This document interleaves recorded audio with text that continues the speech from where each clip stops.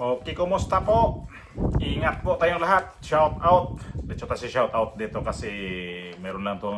Karating ko lang kasi meron akong pinuntuhan. So medyo late akong ngayon. Medyo late ako nag-vlog. So shout out kay Ma'am Niho Morante diyan sa may dito sa may Europe, sa may Germany. Ingat po diyan sa Germany, ma'am. Kay Ma'am Niho. Nijo o Niho. Basta ang ano ko nito si Niho Morante sa Germany. At ingat po kayo dyan. At kumusta po ang lahat? Ngayon pala ay June 30. Sweldo na siguro, no?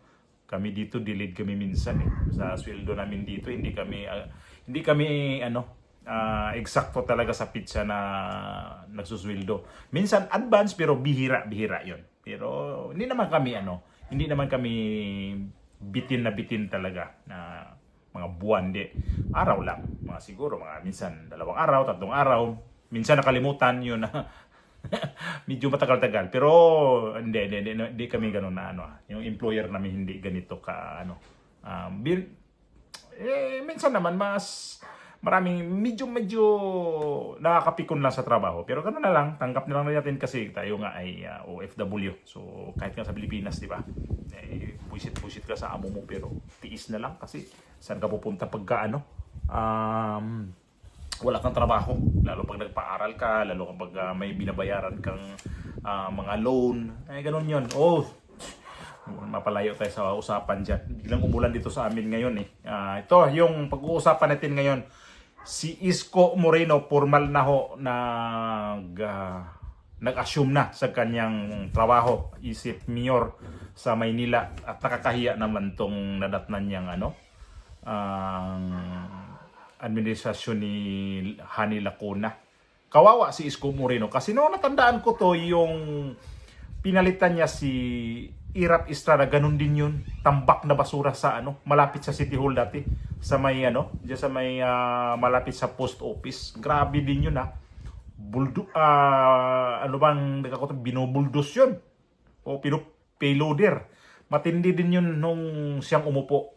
Ito na ulit na naman, na duplicate na naman ngayon itong ginawa ni Hani Lacuna na sandamakmak na mga basura. Mula pa nung hindi maganda ang paghakot sa basura nung nabalita to nung pagkatapos yata ng Pasko o New Year. Basta ilang buwan na ang nagproblema ang basura ang itong siyudad ng Maynila.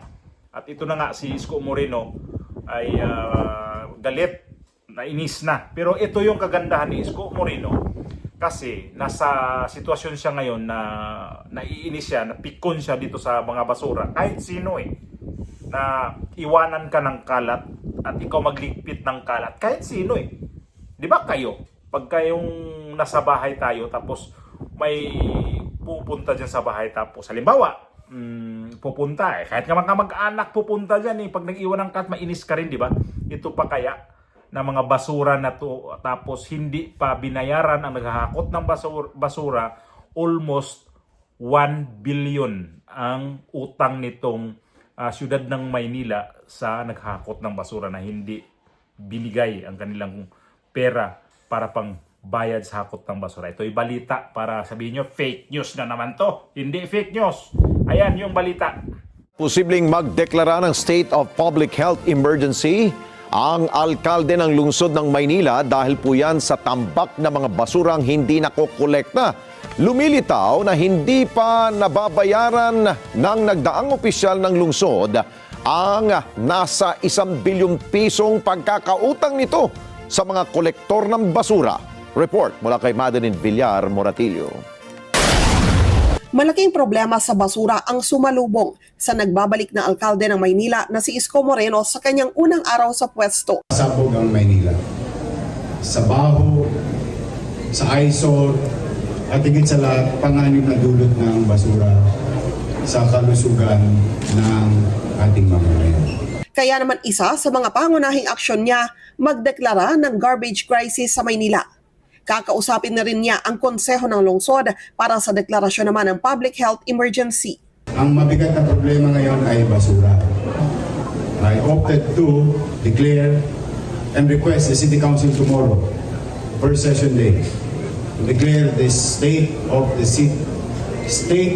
emergency, health emergency of the entire city of Manila. Ito ay para sa full force mobilization ng lahat ng resources ng lungsod.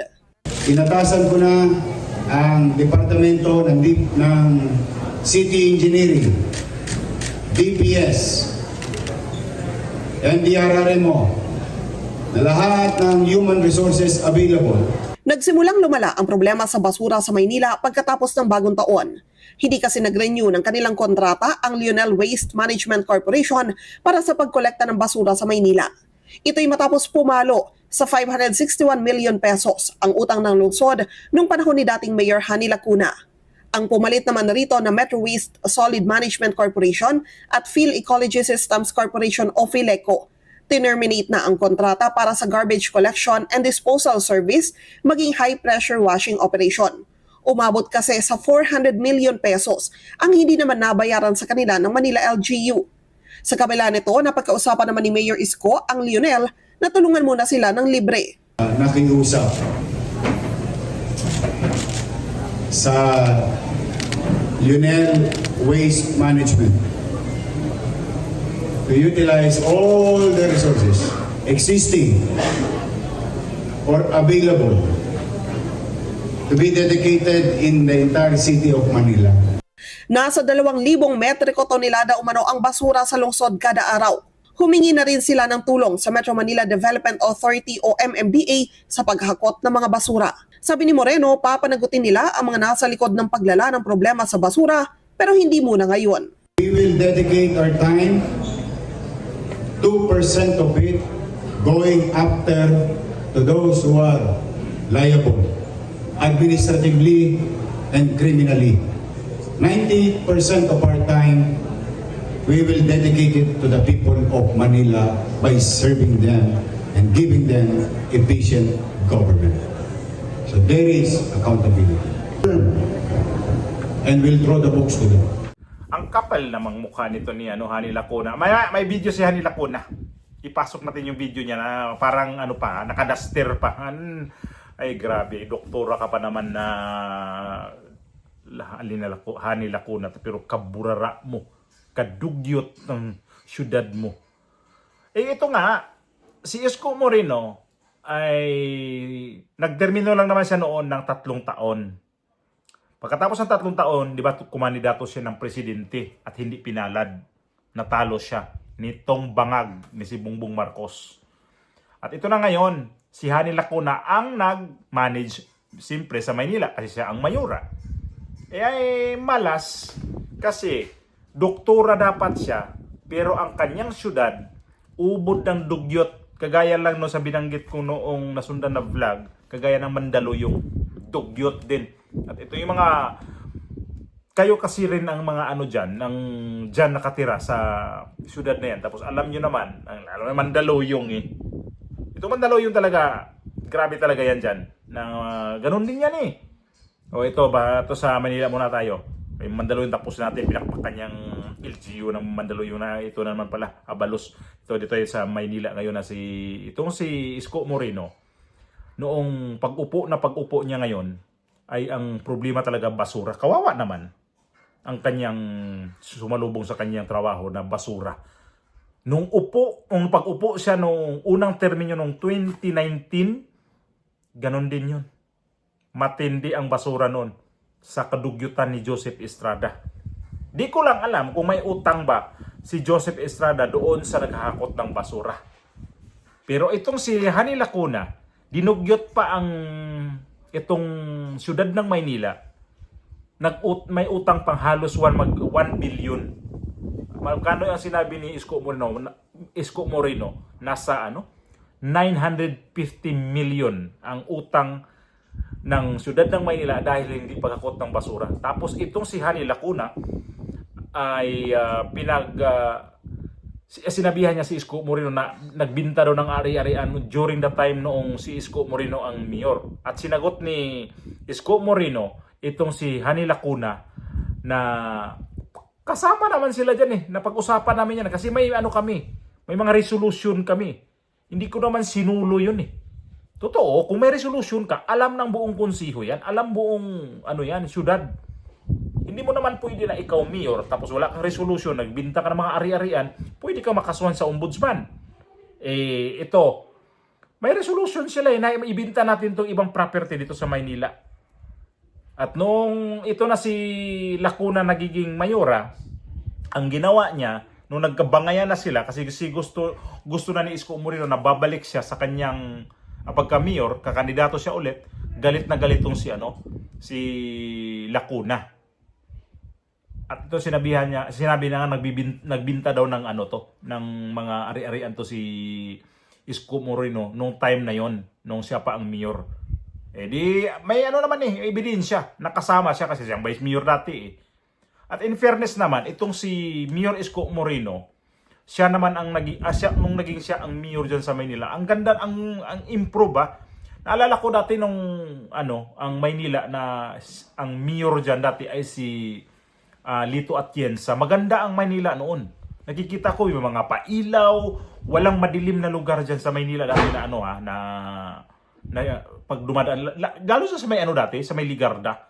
Yung pagbaba mo na sa may tapat ng eskwelahan ng Arellano, noong hindi pa si Mayor Atienza ang nag-mayor diyan. Grabe ang dilim diyan pagbaba mo ng tulay. Yun sa may pag-akyat mo ng mula doon sa may Puresa, tapos pagbaba ng ganun sa may Ligarda, diyan sa may Arellano. 'Di ba dikit-dikit ang mga eskwelahan diyan. Grabe ang dilim diyan. At ganun din ang ginawa ni Mayor Isko Moreno. Pinaliwanag itong Maynila. Kaya lang pagdating nitong si Hani Lacuna, dilim na naman. Tapos dinugyot pa. Kawalang hiya. Ang kapal ng mukha nitong babae na to. Ito yung video niya na mukhang nakapangbahay. Pumunta kanina sa flag raising ceremony. Simula na ngayong tanghali ang termino ng mga nagwagi sa 2025 midterm elections. Sa Maynila, mauupo na muli si Isko Moreno bilang alkalde habang nagpaalam na sa kanyang constituent si outgoing Mayor Hani Lacuna. Para sa detalye, live na magbabalita si Mon Gualvez. Mon, kumusta ang naging turnover? Cheryl, bago bumaba sa pwesto, ngayong tanghali si outgoing Manila Mayor Hani Lacuna ay dumalo muna siya sa flag raising ceremony na ginawa sa Kartilya ng Katipunan. Sinalubong pa nga rin ng kanyang mga taga-suporta si Manila Mayor Hani Lacuna matapos pangunahan ang ginawang flag raising kaninang umaga. Kasama niyang iba't ibang kawani ng Manila City Hall, pati ng ilang kaalyado sa politika. Sa maikling mensahe ng alkalde, nagpipigil sa kanyang emosyon si Lacuna habang nagpapasalamat sa lahat ng mga tumulong sa kanyang pamumuno sa nakalipas na 3 taon. Ibinida rin niya ang kauna-unahang pagkamit ng Maynila ng Seal of Local Good Governance sa ilalim ng kanyang plano. Tumanggi naman siya magbigay ng komento tungkol sa issue ng mga basurang hindi pa nahahakot sa lungsod. Git ni Lacuna, wala naman daw silang tigil sa paglilinis. Pangako pa nga ng outgoing mayor, patuloy daw siyang tutulong sa mga taga-Maynila bilang isang doktora. Narito ang bahagi ng pahayag ni outgoing Manila Mayor Hani Lacuna. As much as I can help the city improve, nandyan po ako. Hindi as, of course, mayor. Doktora naman po ako . Sa maliit kong kaparaanan, tutulong pa rin po ako. Marami hong umaasa sa akin . Marami hong pasyente.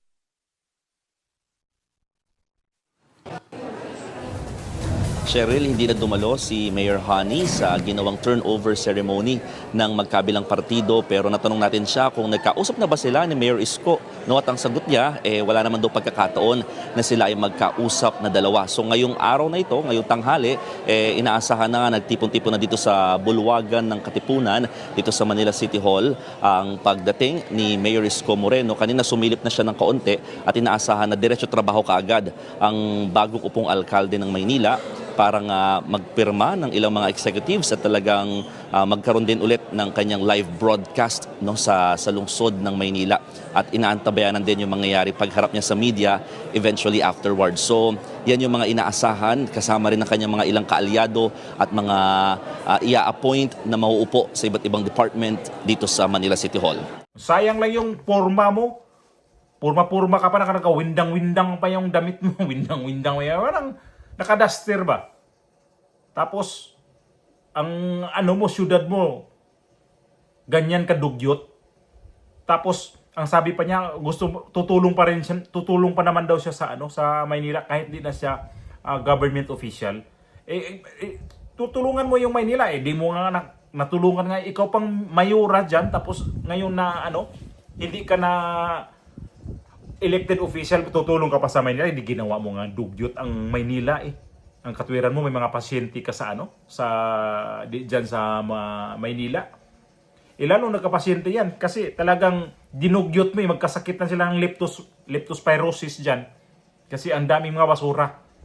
Kawawa nga naman talaga pag ganyan sudat. Tapos ganyan pa ang madatnan ni Isko Moreno na maghakot pa sila ng mga basura, problema pa kasi ewan ko lang kung may pera ang Maynila. Kung itong kulang-kulang 1 billion yung kautangan tungkol dito sa ng basura. Ewan ko lang.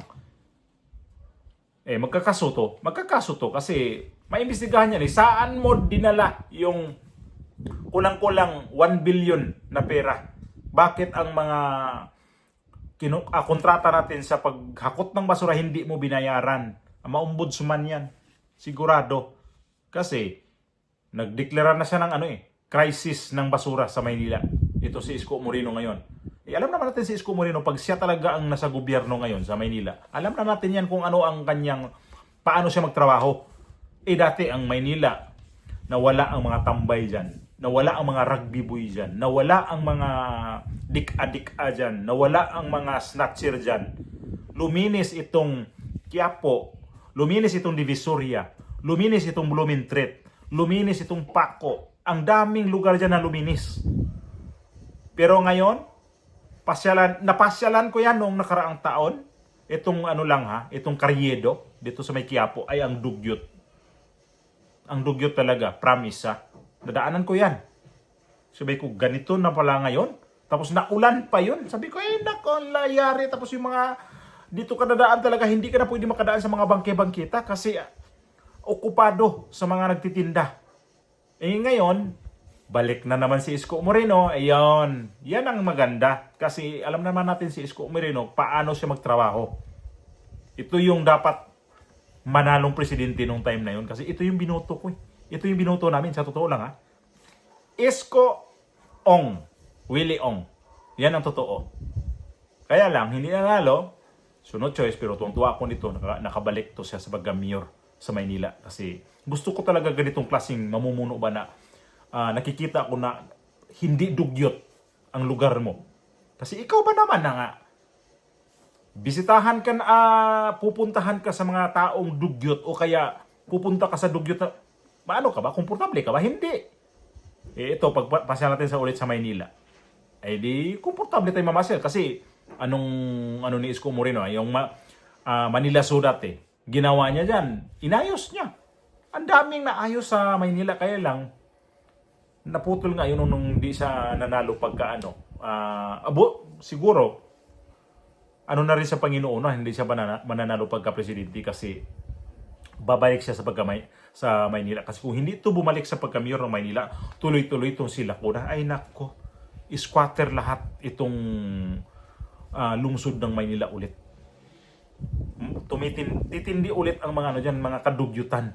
Titindi ulit dyan ang mga snatching. Titindi ulit ang mga pickpocket dyan. Ako naman, matindi dyan sa Maynila talaga. Ito na, sana nga itong pagbalik ni Mayor Isko Moreno, yung dati niyang trabaho, alam ko, hihigitan niya pa yan na paano niya i-manage ang Maynila. Alam ko yan, na ang Maynila talagang hihigitan niya yung nakaraang 3 taon niya dati. Hihigitan niya yan kasi itong itong pag-upo niya ngayon na yan, alam niya na kung anong gagawin. Imagine, nakapagtayo siya ng hospital na bago sa loob lang ng 3 taon. Nakapagtayo siya ng mga pabahay dyan sa Maynila. Ito dapat ang presidente natin, kaya lang hindi pinalad. Dito bumuto ang karamihan, dito kay Bongbong Marcos. At ito na ngayon, nagkalitsi-letse ang Pilipinas. Leche itong Marcos na to.